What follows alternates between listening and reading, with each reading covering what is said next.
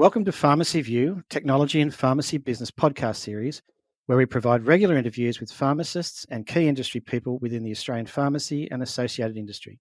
In each podcast, we look to discuss aspects of pharmacy operation and how technology is improving or interacting with each guest's current role or pharmacy-related business. I'm your host, Scott Carpenter, and today's guest is pharmacist David Washbourne, and we'll be discussing his experience with different technology platforms he has used or is currently using. So welcome, David. Welcome, Scott. Hello, Scott. I'm very happy to be here this afternoon and hope we can provide some good insight. Great stuff. Now, David, we might have bumped into each other several years ago, but I'm just wondering, you've been travelling around a bit and never maybe as much as me, but how many different states have you worked in now? Well, it's probably easier to answer the other way. What state haven't I worked in? And it's essentially the Northern Territory, if we can call that a state, and the ACT. Every other state I've had stints in or gigs in. Okay, so that's a kind of a great history there. So tell us a bit about yourself outside of that. Well, essentially, I'd stop short at saying I'm a techo kind of guy, but I'm very interested in technology, although I may not partake in every aspect of it. I love science in general, particularly the physics parts of science. And of course, being a pharmacist, I'm extremely interested in pharmacology per se. So, and the chemistry side of that. So chemistry, physics, cosmology, the universe, that kind of stuff. That's where my kind of interests lie. So when you're not in the pharmacy, does that mean you're stargazing? Or at some stage I have stargazed. I've got this big refractor telescope, which is, since I've been here in Melbourne, hasn't come out, but I do have stargazed at occasions. But more so the sort of reading involved in where the leading edge physicists and cosmologists are. Okay, cool. So again, I think the first time we may have met each other was possibly in Perth. Is that where you're from originally? No, originally North Queenslander. So grew up in Townsville to the age of about 15.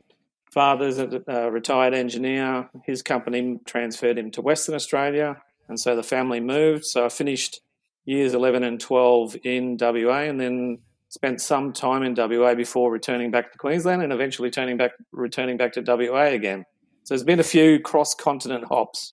Yeah, and WA is where you studied your pharmacy degree, yes? Correct, yeah, Curtin University through 1999 through to 2002. So, David, I know from my interaction in pharmacy over a few years, and maybe not quite as many as yours, or maybe it is the same amount, but you would have used a few different dispensary programs around the different states and pharmacy groups, I would imagine. Yeah, just the main sort of ones, Scott. I think predominantly Minfos, FRED, lots, and I've had a very small sort of dabble with Z, but they're the main ones. I think I worked in a couple of stores once with the old Aquarius and Mountaintop systems, but most of the time it's either been FRED, lots, or Minfos. Well, the main ones. And have any of those, in terms of a stock management system, any of those stood out for you as being a little bit more effective than others? We're not going to push a particular brand here. Just again interested in your thoughts. Yeah, it's just a personal opinion. I think I've enjoyed the most sort of workability with the Minfos side of the sort of stock management situations. FRED Office is very good, but I just found for me that Minfos was a little bit more user friendly for me. Okay, cool. All right, and where are you these days, David?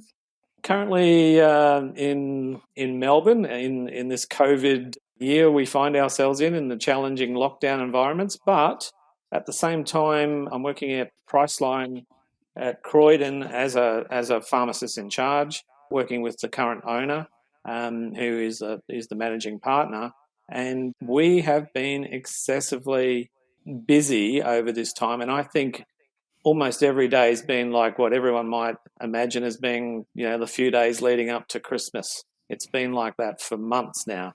No sign at the stage of letting up. Okay, and obviously then, because the Croydon pharmacy, it's in the, for those that don't know, would be in the outer eastern suburbs of Melbourne, maybe slightly northeast of Melbourne.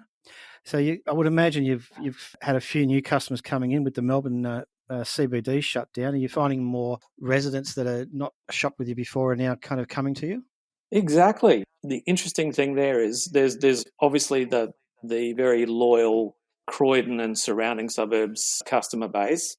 However, since some of the larger Westfields have sort of shut down, so to speak, temporarily, and the CBD, as you were mentioning, we have been doing an unprecedented amount of new profiles. So that's new customers coming into the store who haven't been into the Croydon store before, and they have been coming back again. So it's almost like we're establishing a new habit for them, and that's been quite noticeable.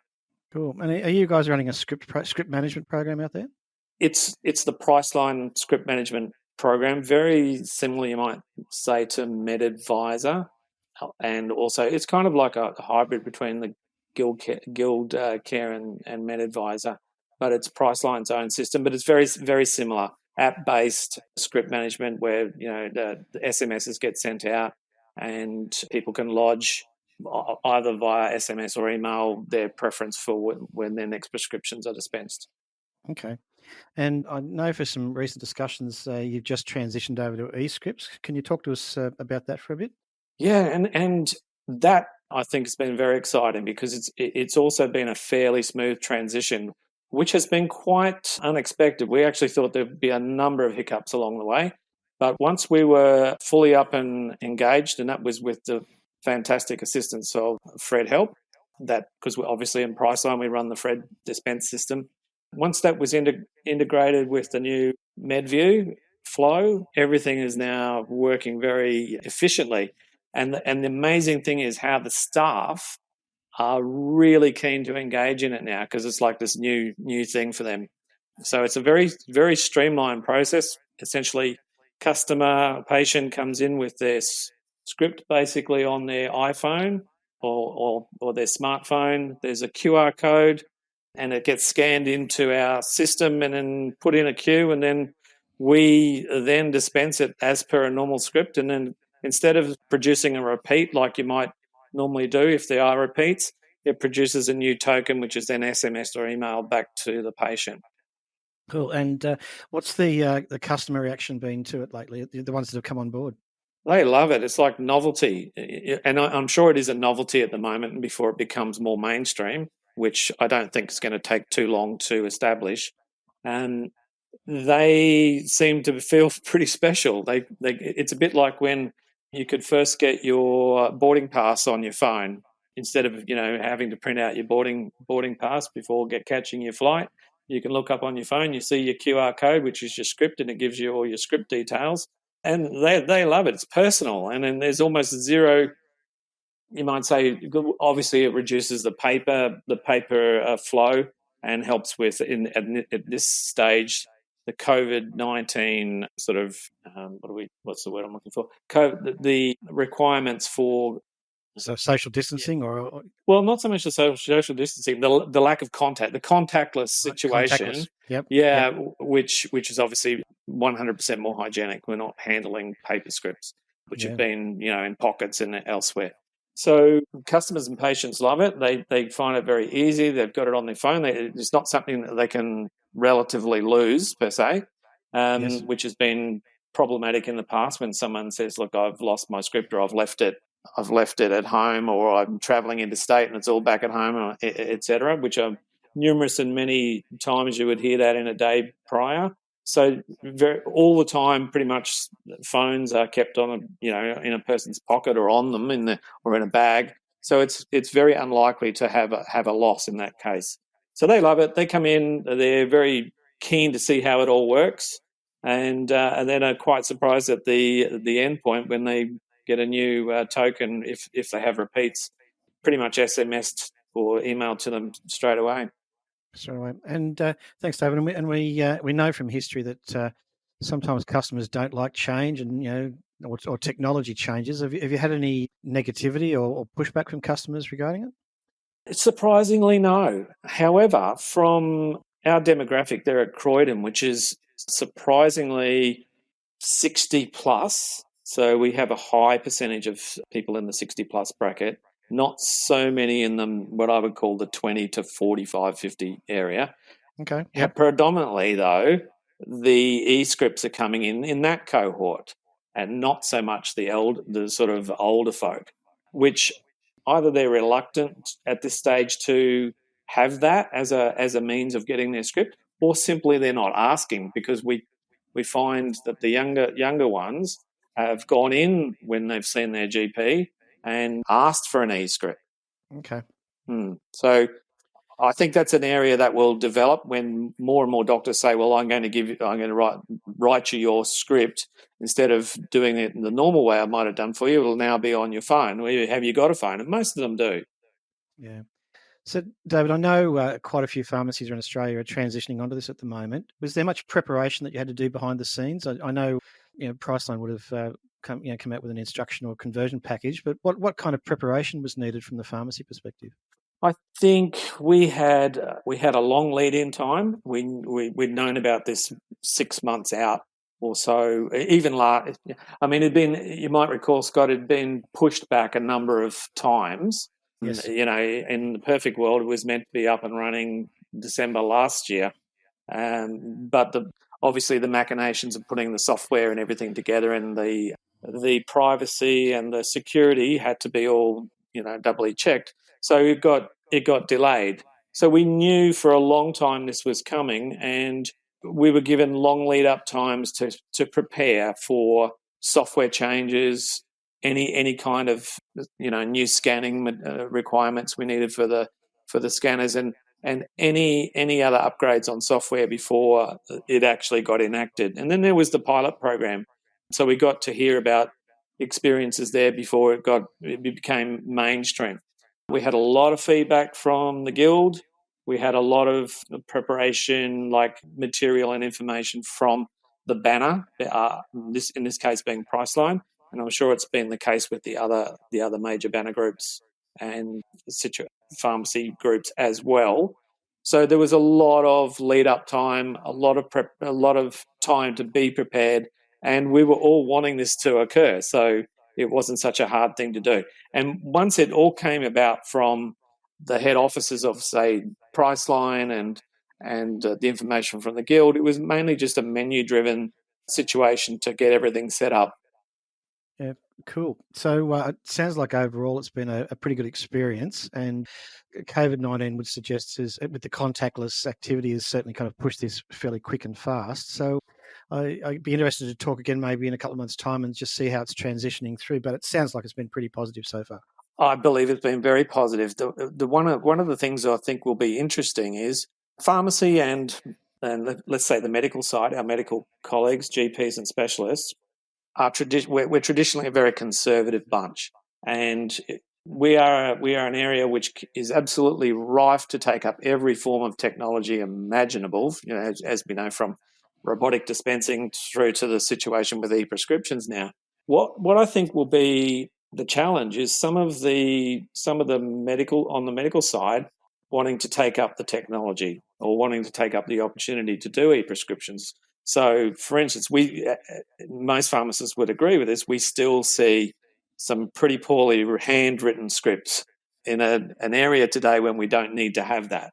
So, I think over time, e-prescriptions will become very, very much the normal. A bit like now at this stage, computer-derived or printed prescriptions are the norm now, and occasionally you get handwritten ones. I think going into the future, e-prescriptions will be the norm, and occasionally we'll get a computer-generated one. So if we progress 10 years into the future, if e-prescriptions or a form of them will just be the norm, and all the new pharmacists being trained through the pharmacy schools they'll be looking at our time as history. Yeah, it's interesting. We were talking with a pharmacist last week who deals in the Amazon retail world at the moment, and the example he uses is, his children wonder in this day of Uber what a taxi stand is for, and why any of us would have stood there for more than half an hour waiting for the taxi. And you're right, the new generation of pharmacists coming through won't see or realise that. I'm imagining, David, and again, it's potentially par for the course. So the whole then flow through to a claim scenario, is that a bit more streamlined as well then? I think the claiming process is not affected that much at this stage, because once you process the e-prescription, you still generate a serialized number, whether it be a concession, repat, safety net, general, etc. So it's still generating that situation, but for some time now, we've been basically paperless claims. So Yes. as you dispense your script, you're claiming in real time based on the technology with the HIC, etc. now. Yes. So that hasn't changed, or I don't think will change in any way, because the e-prescription is really just another form of getting that request.